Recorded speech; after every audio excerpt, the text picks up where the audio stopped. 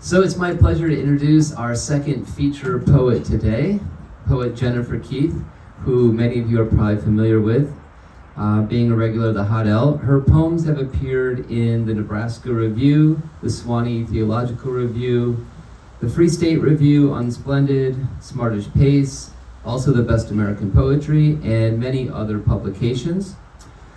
Jennifer was a finalist for our 2021 Erskine J Poetry Prize, and her first full-length poetry book, which is going to be published, appearing any day now, right?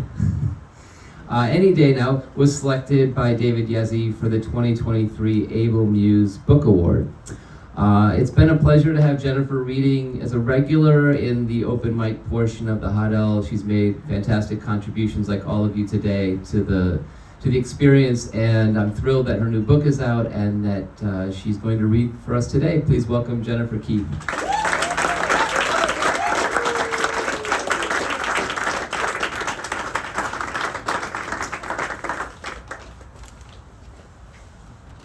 Howdy. This is great. I mean, ever since I saw the Hot L reading in Philadelphia at AWP a few years ago, that reading just swatted my ass off the horse on the way to Damascus. It was just like the greatest reading. Thanks to Sejan and Amanda and Stefan and everybody that makes this possible. It's just such a great series.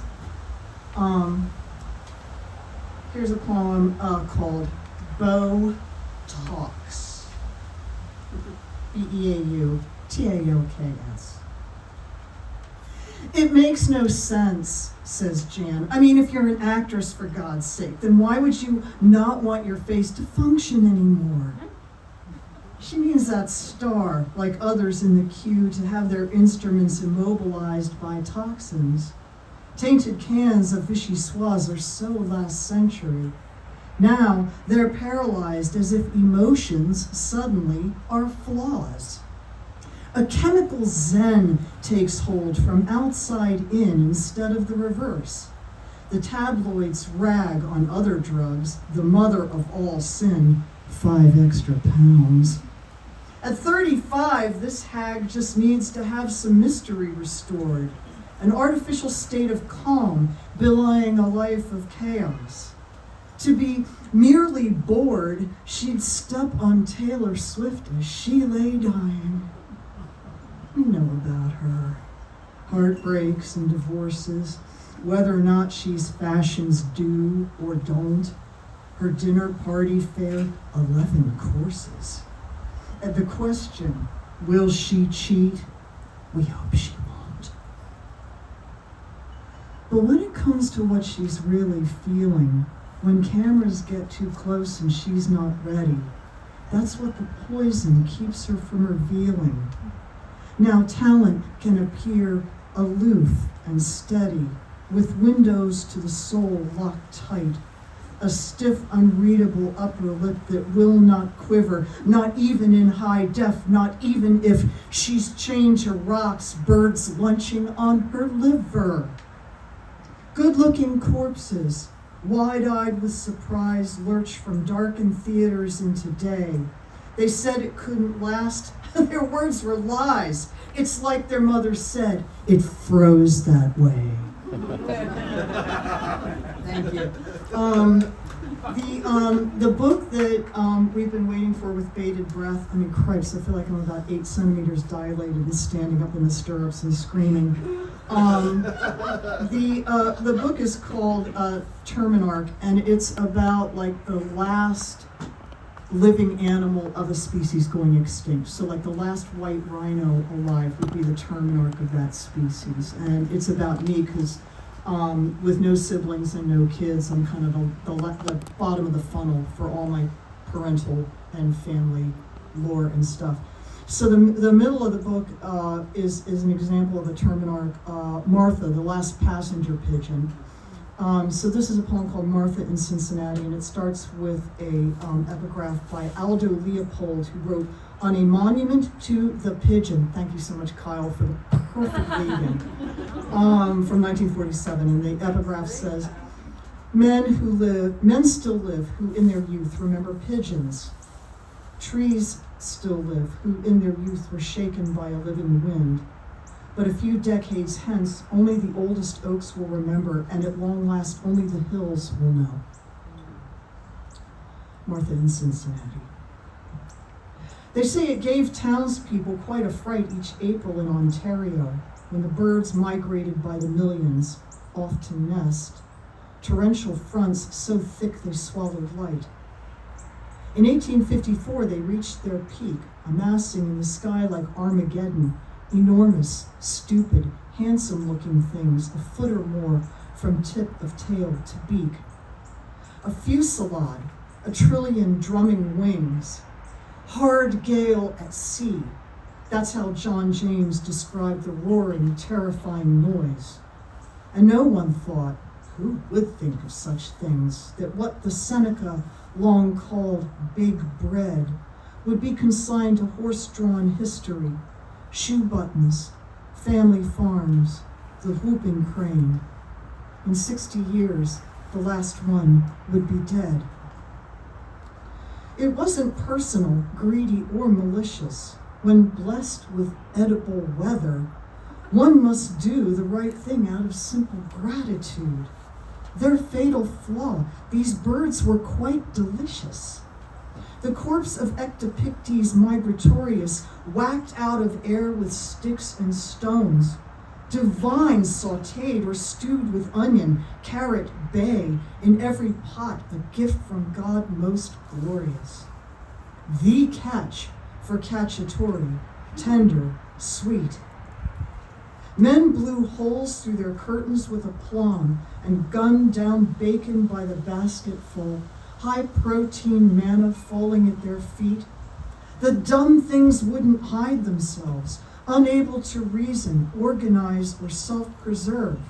As travelers, not passengers, they were devoid of fear and destined for the table. They named her Martha, like the First Lady, but without her George. The last of all her kind, the rest were gone.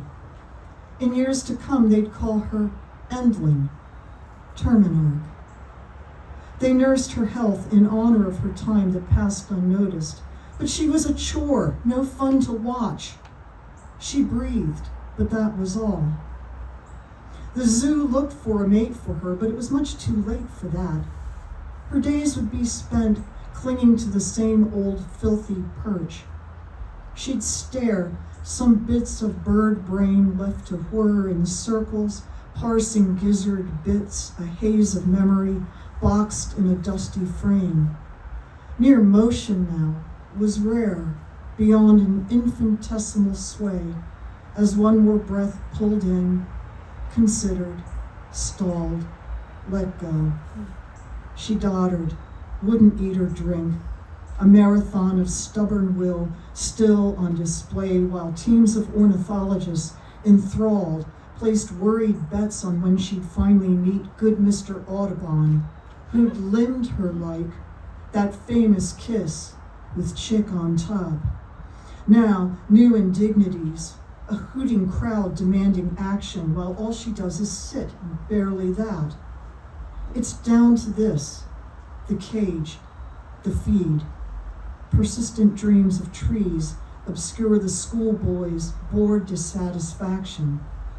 Now they're not having it, and pissed off, wing handfuls of sand at her impassive form to try to make her entertain them, or at least look more like life than art.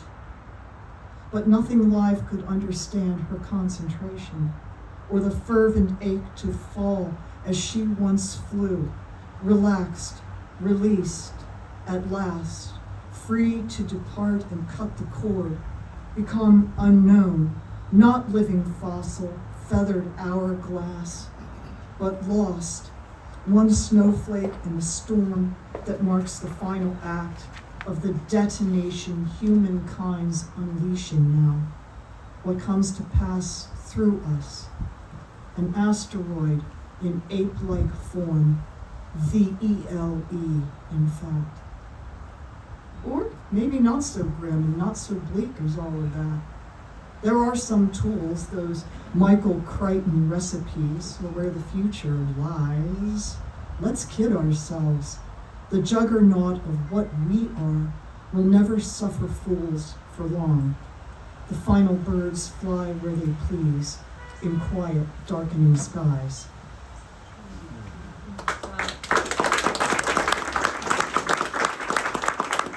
Thank you, guys.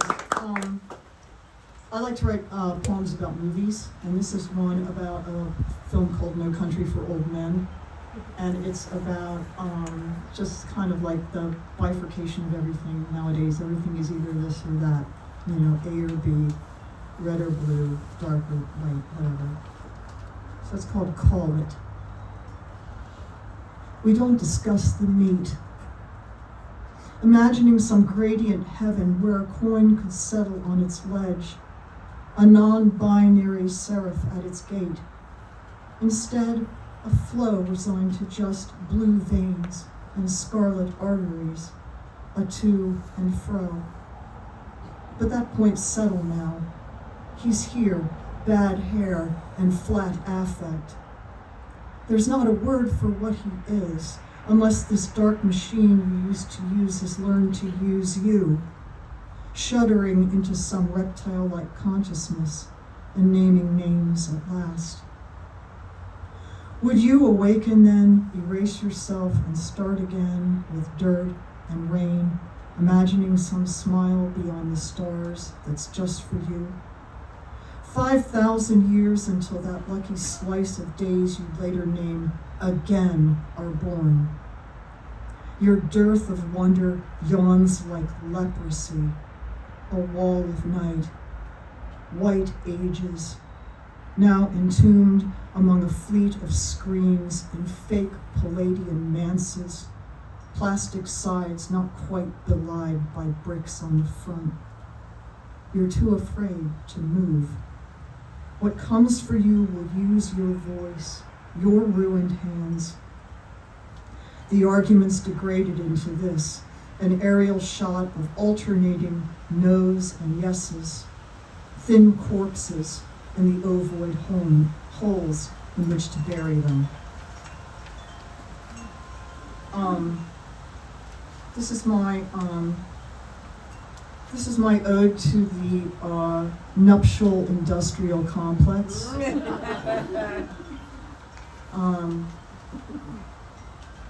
$80,000 weddings.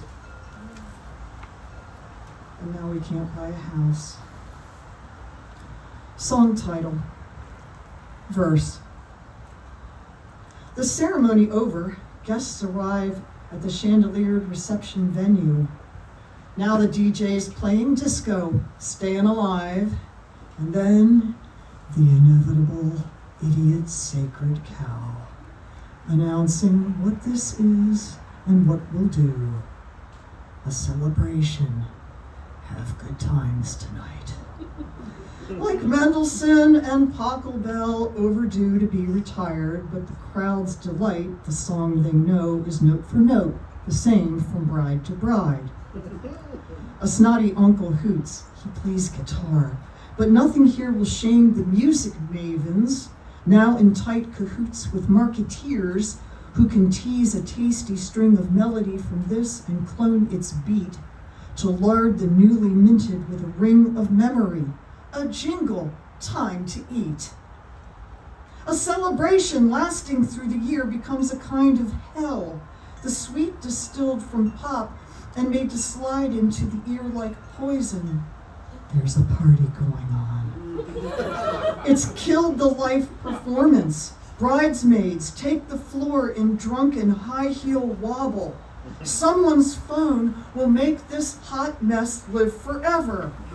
More to follow. By the time the groom has shown the colors he's compartmentalized, his vow is cast, eternal in the spheres. That song played out 1,000,000 times.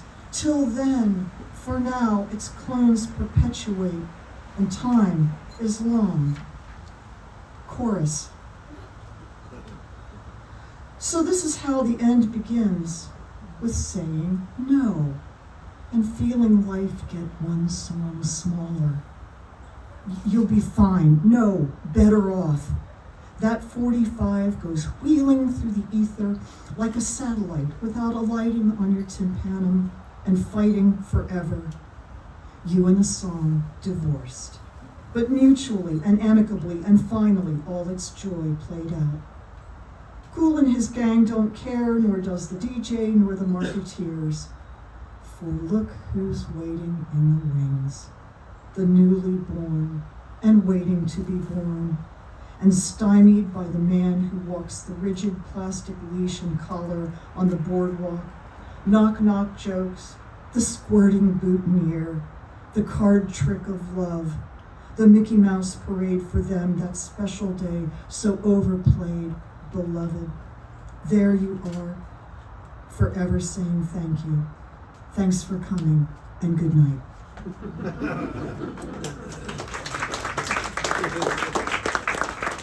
Thanks, and this is a poem called Under the Ice. What was it like, they ask, but you won't say. A Saturday, all yours, with air too warm to stay inside yourself.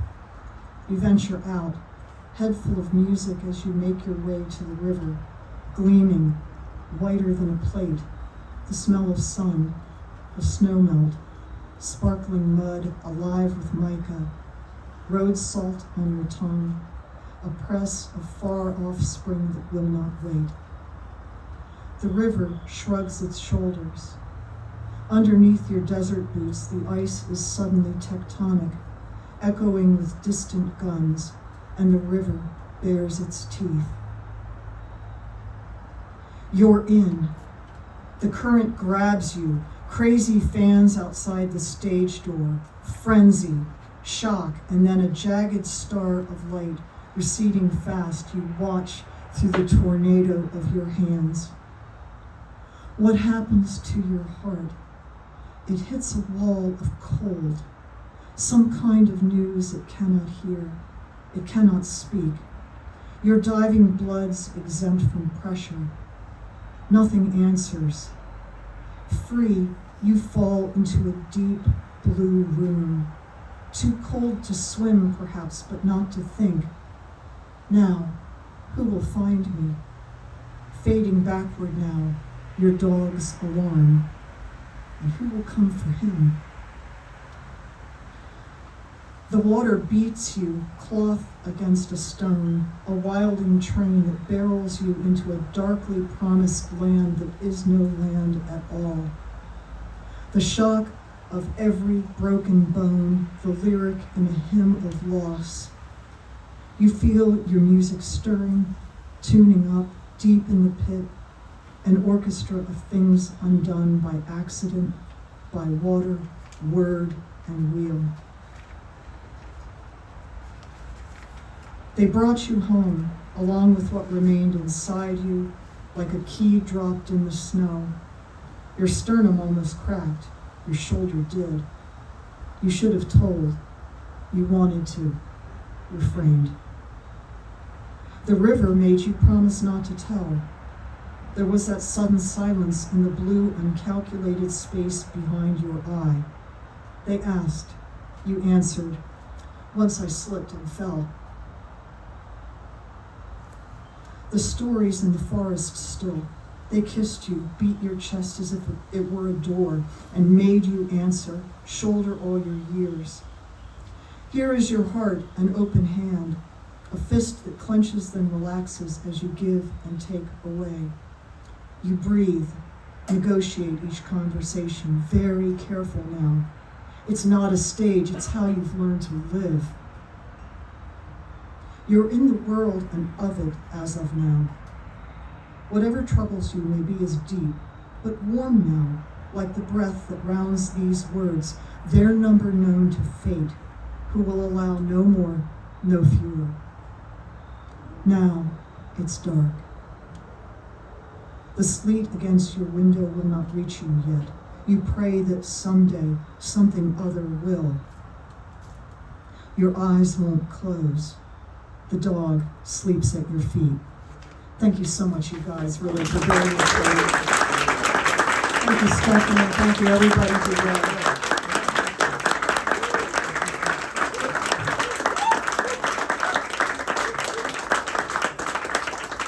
Thank you, Jennifer, for those poignant, powerful poems, often humorous, always clever, just perfect. I can't wait to hold the new book in my hands. Thank you so much. That was wonderful.